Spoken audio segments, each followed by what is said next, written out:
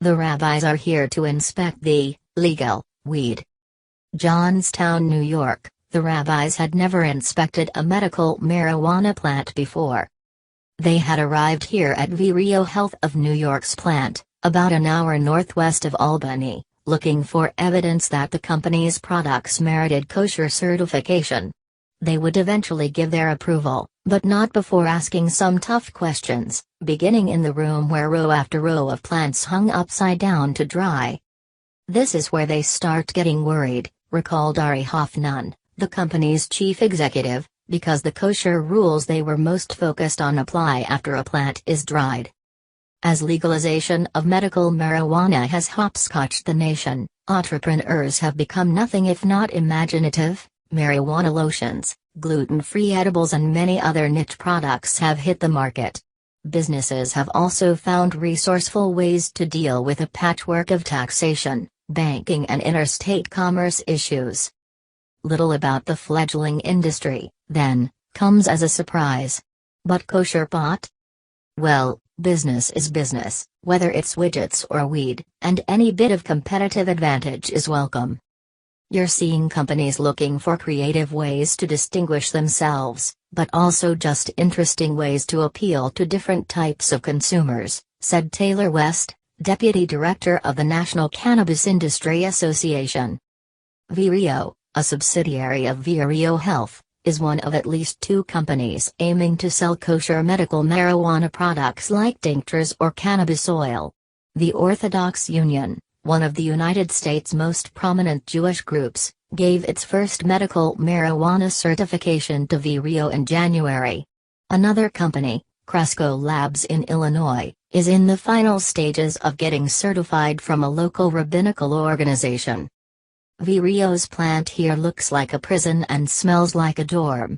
It used to be the site of the Tryon Residential Center, a state-run facility for troubled youths that closed several years ago. The irony is not lost on Mr. Hoffman or his workers. As he walked by old classrooms where hundreds of marijuana plants now grow, Mr. Hoffman explained that the rabbis had mostly cared about what happened toward the end of the manufacturing process, which is why the drying plants had raised eyebrows. What chemicals did Vireo use to extract the cannabis oil? The rabbis had needed to know. What kind of capsules did they use? Smoking marijuana by itself isn't an issue, at least not from a kosher dietary standpoint, since the rules are intended for food and drinks. Products ingested in some way, on the other hand, are another story.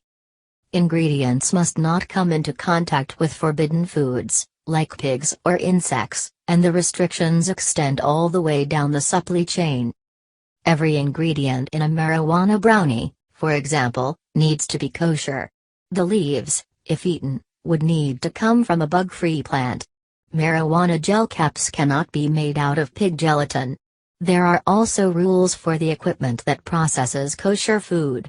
Vireo's products that have been certified by the Orthodox Union can have the recognizable OU stamp on their packaging, and must submit to periodic inspections from the group's rabbis.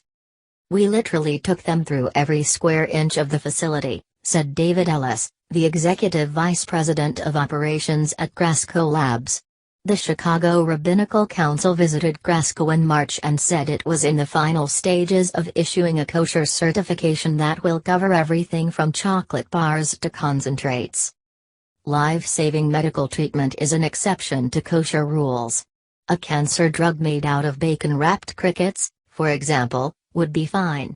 But while many patients use medical marijuana to treat the symptoms of serious illnesses, cannabis products are often not considered curative.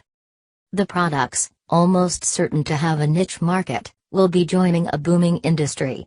Legal sales of marijuana are expected to rise to $5.7 billion this year, up from $4.4 billion last year, according to a report from Mackerel Capital, a boutique investment bank. The recreational use of marijuana is legal in 4 states plus the District of Columbia, while medical marijuana is allowed in 19 more. Mr. Hoffman, 42, is quick to say that he is not a cannabis enthusiast and wants nothing to do with the recreational marijuana industry. He says that he considers Vireo, one of 5 companies licensed to sell medical marijuana products in New York, a pharmaceutical company.